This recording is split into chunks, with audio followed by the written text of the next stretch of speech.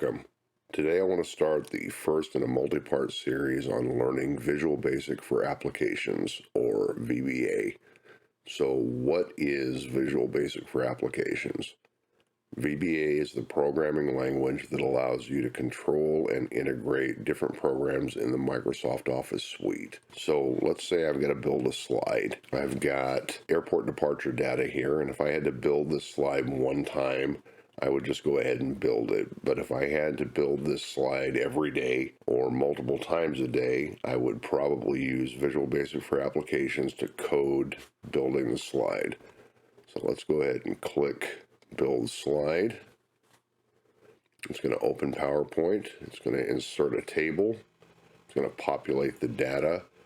And any airport that has a departure reliability of less than 80%, it highlights in yellow. You can see that knowing Visual Basic for Applications can dramatically speed up your workflow in any industry. So today we're going to cover some initial setup. We're going to learn what a function is and what a function does. What is a sub or subroutine? What is a constant? And how or why would you dim or dimension a variable? So the difference between a sub and a function: a sub performs a task but doesn't return a value. A function, you can pass information to the function, it can perform tasks, and ultimately returns a value. Subs can be recalled from anywhere in the program, where a function can only be called by using a variable. Subs can't be used in formulas on an Excel sheet, but once you've created a function, you can use that in a formula the way you would any built-in function. So let's do some initial setup. The first thing I'm going to do, I'm going to click on File, Options. I'm going to go to Customize Ribbon, and I'm going to check the box next to the Developer tab. Click OK. That adds a new tab to the ribbon that allows you to interact with the Visual Basic Programming Window. And to access the window, I can click the Visual Basic button, or I can hit Alt F11.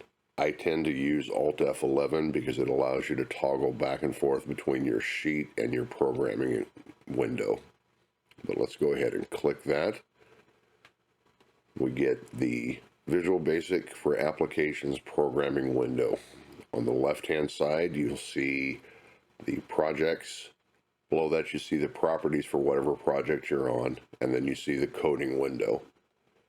I'm going to add one more window, so I'm going to click on View and Immediate. That drops a window down here. The immediate window is used for program debugging. You can send information to the immediate window so that you can validate what your program is doing. The next thing I'm going to do is I'm going to click on Tools and Options, and I'm going to check this box that says Require Variable Declaration. So I click that, say OK, and nothing happens. But if I were to insert a module, and we'll go over what these different modules are. We've got user form module and class module. We'll go over those later. I'm going to insert a module. You see at the top, it has Option Explicit. So with Option Explicit at the top of a module, it requires you to define or dim any variable that you use in your programming. This is going to help keep your code a lot cleaner and make sure that you know exactly what you're calling and why. All right, so we've done our initial setup, and it's time to start writing a function and a sub. First, some rules for naming conventions. Functions and sub names can't contain any spaces. They can't start with a number or a special character. And they can't be any reserved keywords like end or function. If you try and name a function something like end, it will just error out and won't allow it. So let's do our first function, and let's do something simple. Let's do function convert F to C. So we're going to do a function to convert Fahrenheit to Celsius. So I've got function convert F to C, open parentheses, automatically adds a closed parentheses, and I want to pass a variable to that, in this case my degrees Fahrenheit that I want to convert, so I'm just going to call that F. Normally you want a descriptive name for your variables, but in this case F is a descriptive name. And we're going to define that as a variant. So you can use many different types. In this case, a variant is like a catch-all. It'll accept a string or a number. So we're going to define F as variant, and we want to return this as a variant. Now, when I hit enter, it's going to automatically add end function at the bottom. And now we are going to do some calculations. So we're going to make the function convert F to C equal to F minus 32 times 5 divided by 9, and that is a function. So we said earlier that a function can be called in code but can also be used in an Excel sheet. So let's go back to our Excel sheet. Let's add a new sheet. So let's add some data. Degrees Fahrenheit, degrees Celsius, and let's add some ones that we know the conversion. So 32 degrees Fahrenheit is the freezing point of water. 212 degrees is the boiling point of water, and let's do minus 40 degrees. So if I go up here, type equals to start a formula, and you notice that my convert F to C now became one of the formulas or functions that's available in the Excel sheet. So I'm going to use convert F to C, and I'm going to convert the data in A2. And it gives me 0, which is what I expected. So if I copy that down here, I'm going to get 100 degrees Celsius, boiling point of water. If I do F to C at minus 40, oh wow, they're equal. So now we have created our first function, and let's go back to the code window. All right, so we created our function. I went ahead and created a convert Celsius to Fahrenheit function. And now I'm going to write a subroutine that uses those functions. So I'm going to type sub populate F to C table. When I hit enter, it adds an open and close parentheses and an end sub. Now I'm going to go ahead and define a couple of variables. First thing I'm going to do is I'm going to dim I as variant. Normally you want to assign a descriptive name to any variant, but if I'm just populating something to use for a loop, I tend to use I. A lot of people think that's bad form. It's just easier for me. Next, I want to define a row, and this is just a variant to hold my row, and I want to start my row equals 2. So I'm going to start punching data into this table at row 2. And now let's start a loop for I equals minus 40 to 212. So I'm going to loop through all of the numbers between negative 40 and 212, all the whole numbers. I don't want to populate this table with single interval numbers. I don't want to go minus 40, minus 39. So let's do if I mod 10.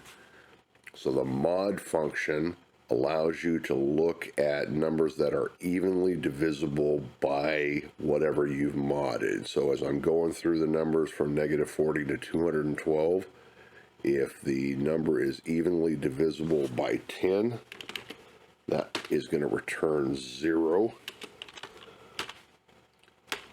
So if I mod 10 equals 0, so if I is evenly divisible by 10, then cells my row, comma 1 value equals I. I'm passing the value of the number we're looping through. I'm putting it in my row, which in this case is 2, column 1, and I want cells my row 2 value equals convert F to C.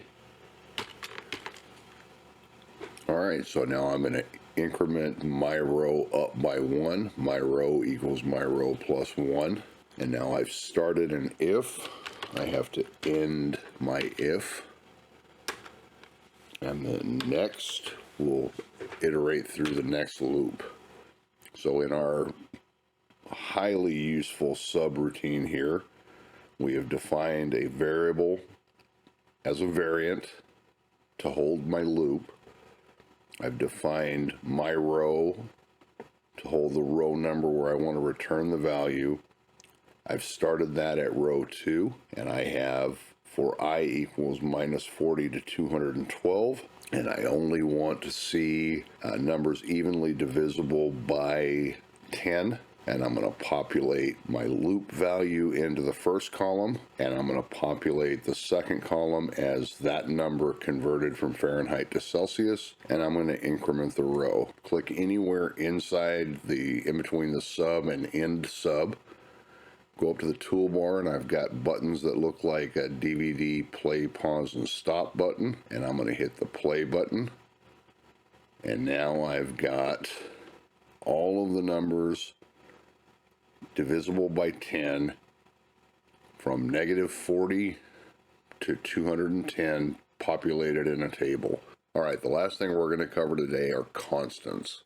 If you have a number or value that you use consistently in your programming, you might want to define a constant to hold that value. So later on, we'll cover some more effective uses of a constant, but we're going to stick with the Fahrenheit and Celsius theme, and I am going to define a constant. So I'm going to type public const water freezes